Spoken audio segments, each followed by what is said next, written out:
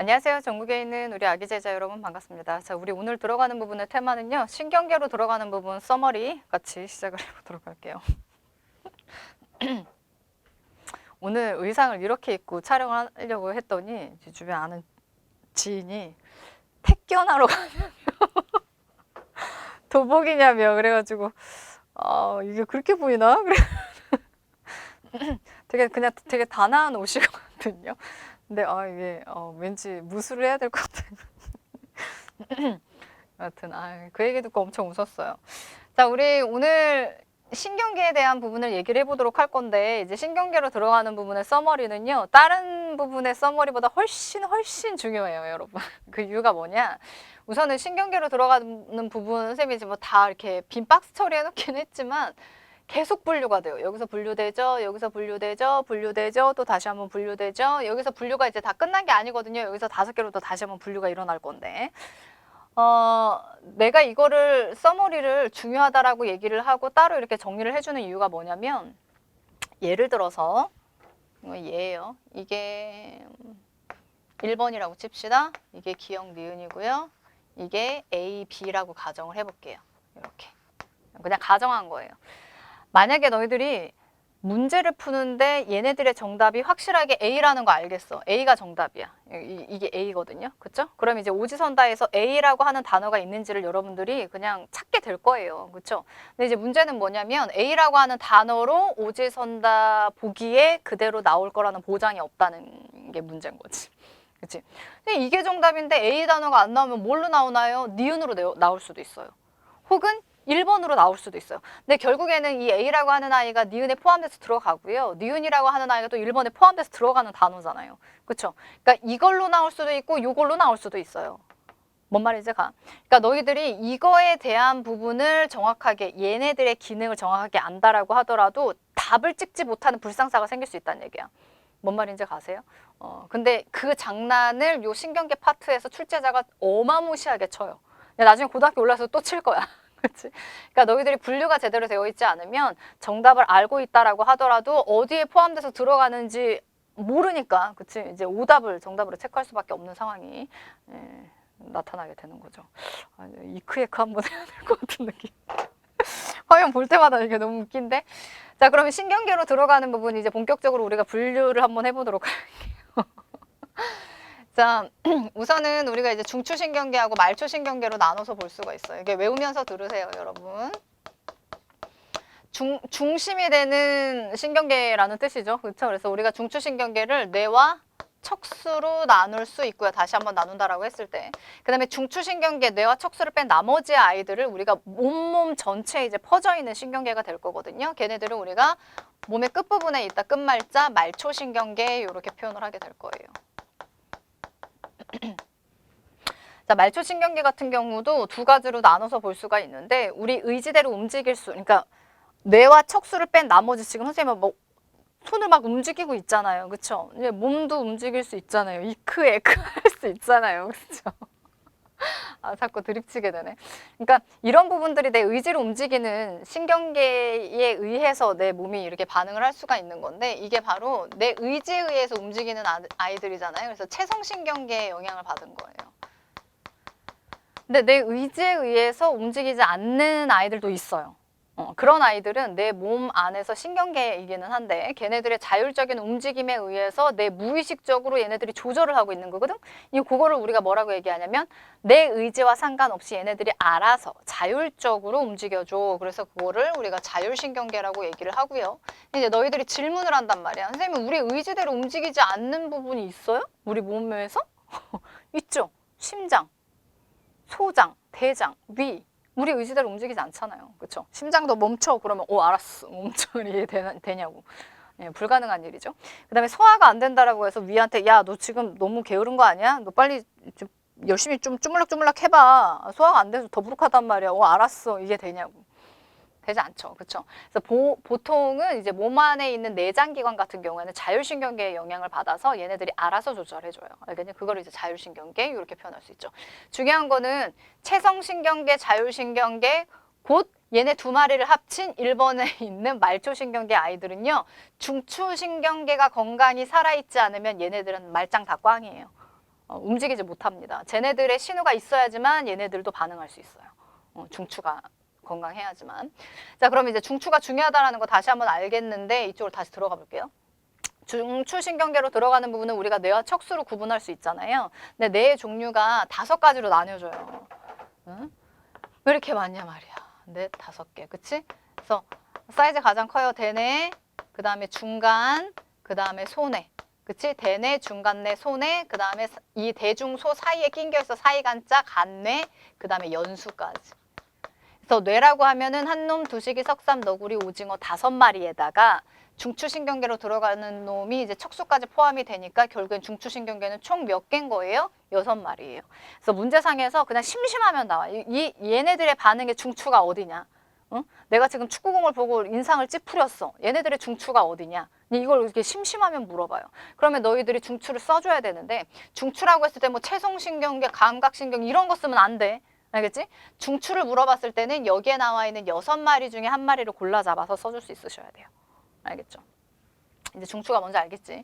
자, 그러면 얘네들의 그 감지, 인지와 그 다음에 명령 판단에 의해서 얘네들도 움직일 수 있다라는 얘기인데 말초신경계로 들어가는 아이들. 아까도 얘기했지만 채성신경계로 들어가는 아이들은 내 의지에 관여하는 아이들이에요. 되니? 그러니까 내 의지대로 움직여. 그래서 이거를 조금 유식한 표현으로 수위운동이라고 얘기해. 의지를 따를 숫자. 오케이? 그 다음에 자율신경계 같은 경우에는 의지를 따르지 않거든요. 그래서 우리가 불수의 운동이다 이렇게 표현을 하는데 발음 괜찮았니? 불수의 운동. 의지를 따를 숫자 아니 불자예요. 그러니까 의지를 따르지 않는다라는 얘기지. 보통 이제 내장기관으로 들어가는 아이들이 이제 자율신경계에 영향을 받는데 기본적으로 우리가 신경이라고 하면 이제 뉴런에서 공부를 했었던 것처럼 뉴런의 종류가 3가지로 나눠지잖아요. 감각 뉴런, 운동 뉴런, 그 다음에 연합 뉴런. 연합 뉴런은 싹 다 여기 안에 있어요.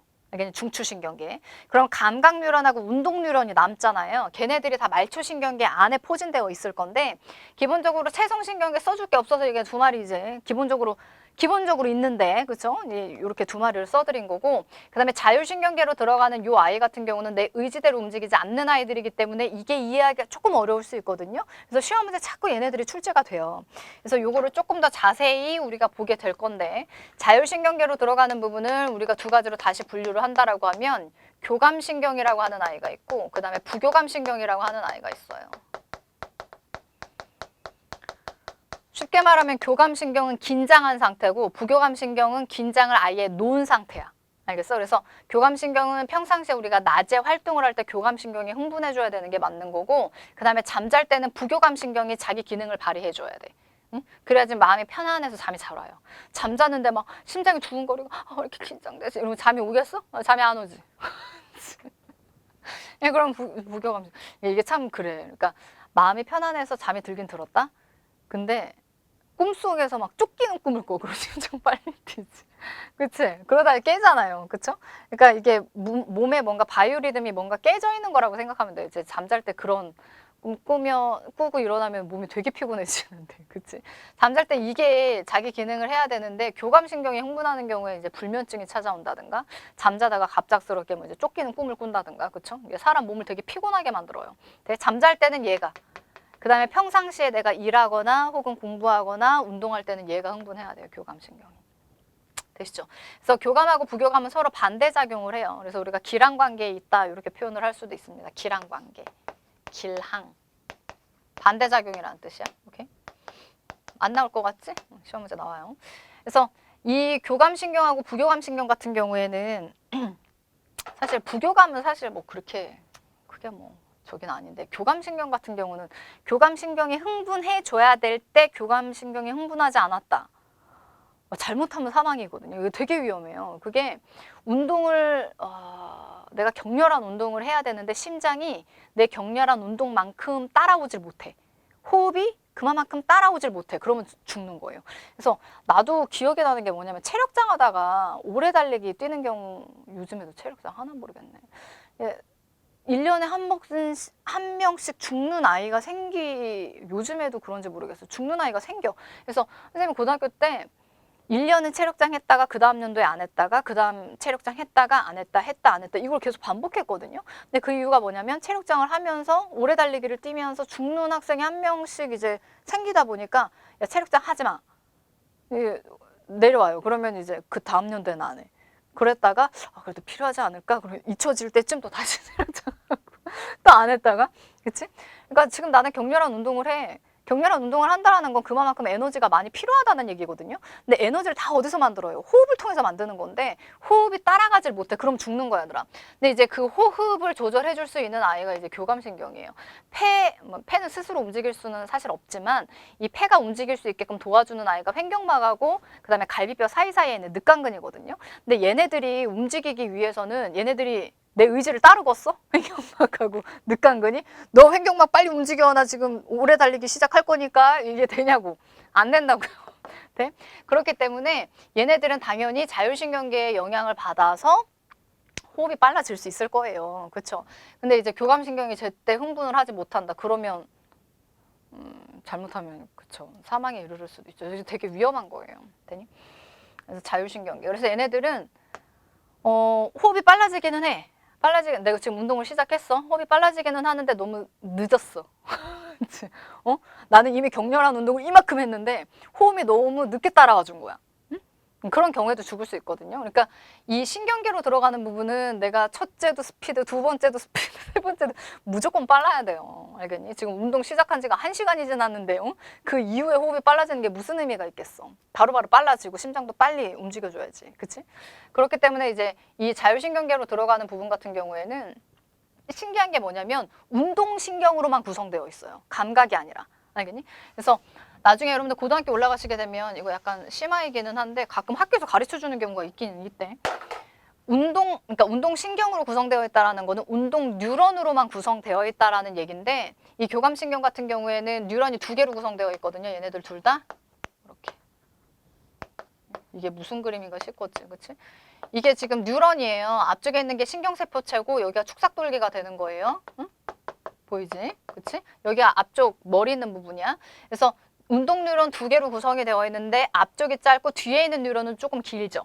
그 다음에 부교감은 앞쪽이 길고 뒤에 있는 게 조금 짧죠. 그쵸? 이렇게 절단되어 있는 부분, 시냅스를 기준으로 해서 앞쪽이 짧은 경우는 교감신경이라고 얘기하고요. 그 다음에 시냅스를 기준으로 해서 앞쪽에 있는 뉴런이 조금 더 길어. 그럼 이런 경우는 우리가 부교감신경이라고 얘기하고 여기에 들어가 있는 이 뉴런은 둘 다 누구다? 운동 뉴런으로만 구성이 되어 있다. 이게 좀 독특한 케이스예요. 알겠니? 그래서 나중에 고등학교 올라가면 이게 신경계 얘네 또 나오게 될 거거든요. 시험 문제 뭐 100%야 100%. 그치? 수능에도 되게 많이 나왔었던 애들이에요. 같이 기억해 두시면 됩니다. 그래서 이거 외우기 쉬우라고 이게 교감이 글자가 2글자잖아. 짧잖아. 앞에 있는 애가. 3글자잖아. 앞에 있는 애가 길거든요. 뭐 이렇게 외우라고 시켰었어. 예전에 선배들한테.